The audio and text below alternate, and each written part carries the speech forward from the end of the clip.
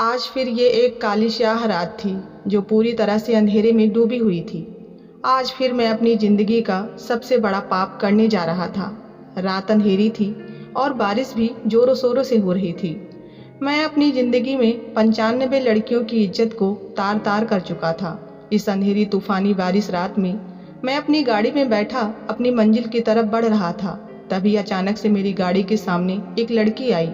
मैंने फौरन से ब्रेक पर पाँव रखा और जल्दी से ब्रेक लगाकर गाड़ी से बाहर निकल आया। सामने से एक लड़की रोते हुए मेरे पास आई। वो उस वक्त पूरी तरह से सफ़ेद कपड़ों में लिपटी हुई थी। बहुत ज़्यादा बारिश होने की वजह से वो पैदल नहीं जा सकती थी और वो मुझसे कह रही थी कि मैं उसके घर तक उसको छोड़ दूँ। वो विधवा है और उसके बच्चे उसका इंतज़ार कर रहे होंगे।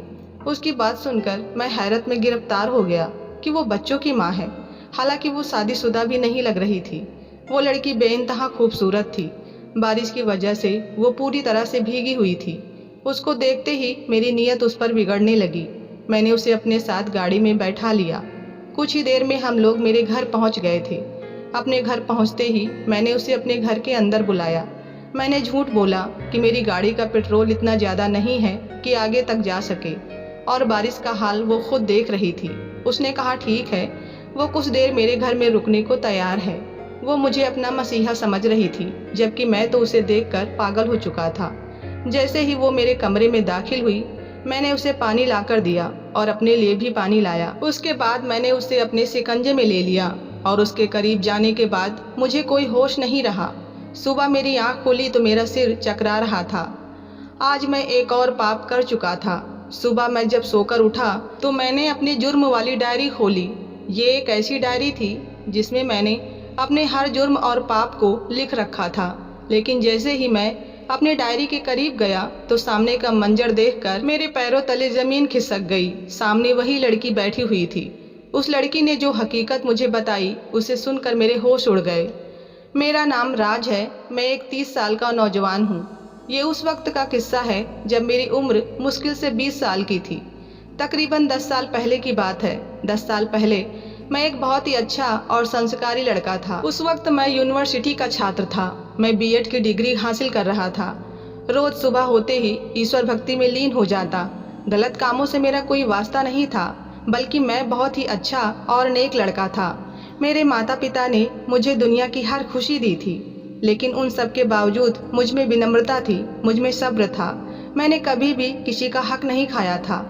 लेकिन तकरीबन 20 साल की उम्र के बाद अचानक ही मुझ पर ऐसे गम के पहाड़ टूटे जिन्होंने मुझे बिल्कुल ही बदल दिया। बीएड पूरे होने के लगभग 6 महीने बाद ही मुझे एक अनजान नंबर से कॉल आया कि मेरे बाबा का एक्सीडेंट हो गया है।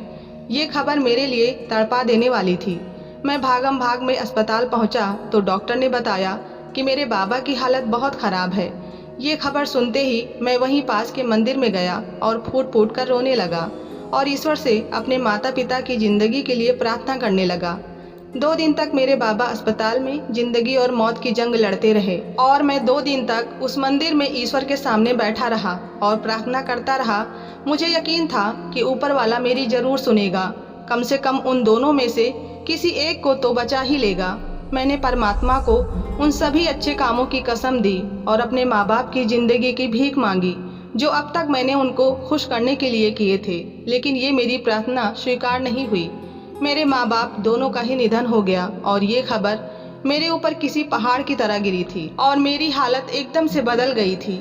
मेरे माँ बाप की मौत की खबर मेरे लिए वो सबसे कमज़ोर लम्हा था जिसने मुझे सही रास्ते से एक पल में हटा दिया था। न जाने कितने महीनों बाद जब मैं अपने गम से बाहर आया तो मालूम हुआ कि मेरे बाबा की कंपनी पूरी तरह से डूब चुकी थी और मुझे समझ नहीं आ रहा था कि मैं इस परेशानी से किस तरह से खुद को निकालूं।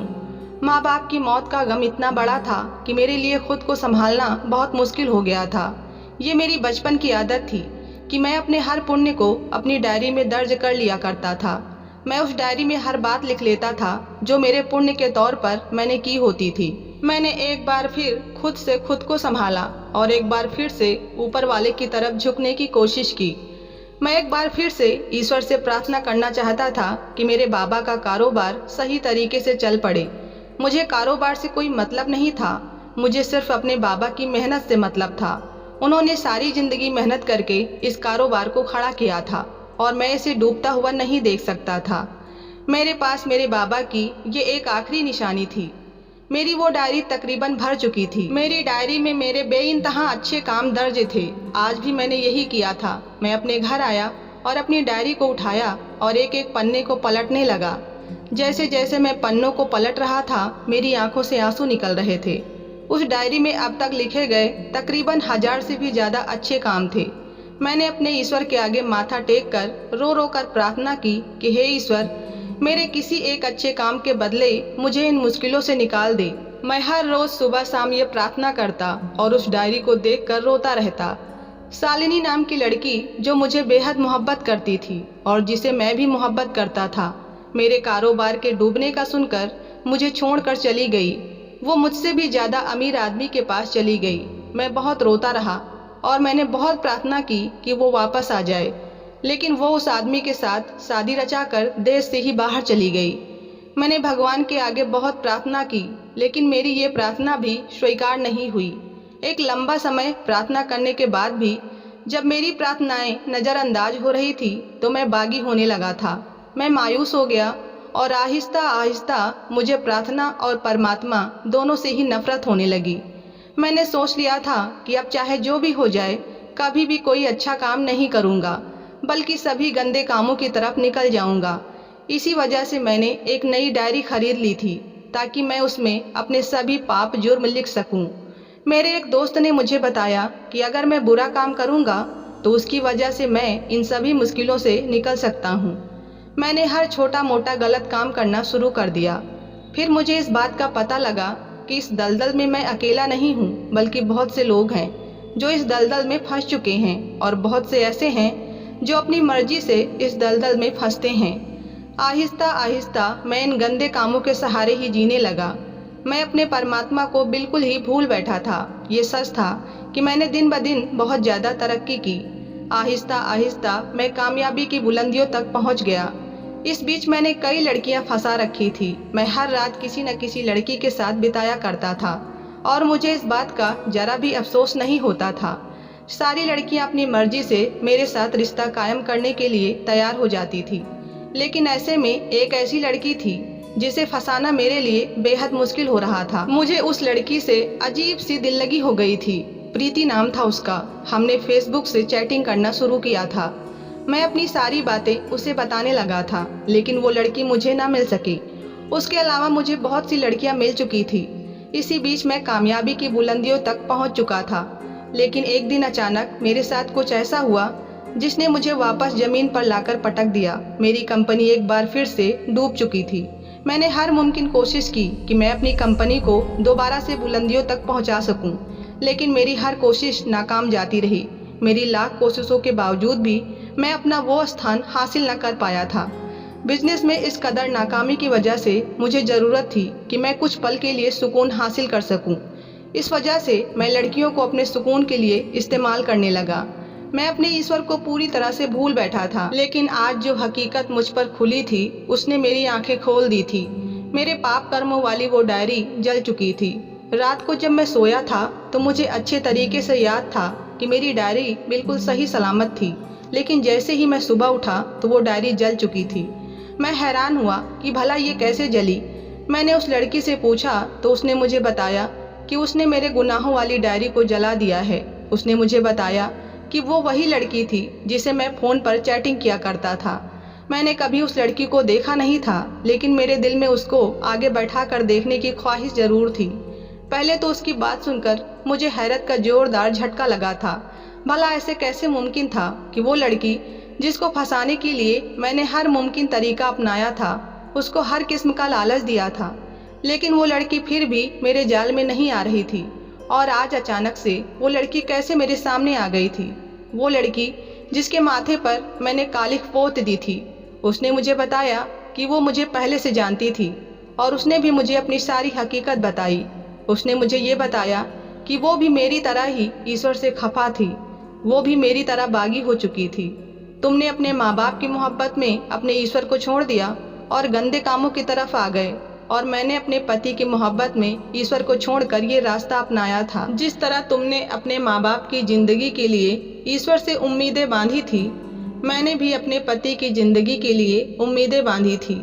मेरी नई नई शादी हुई थी और मैं प्रेग्नेंट थी, लेकिन अचानक से मेरा पति बीमार हो गया और एक हफ्ते तक अस्पताल में पड़ा रहा।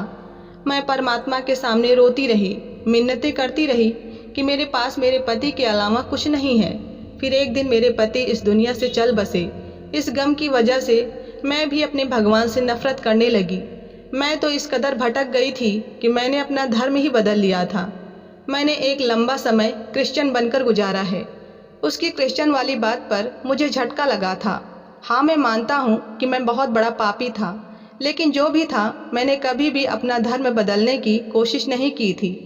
लेकिन उस लड़की की बात सुनकर एक लम्हे के लिए मुझे उस लड़की से खौफ महसूस हुआ था, ना जाने क्यों।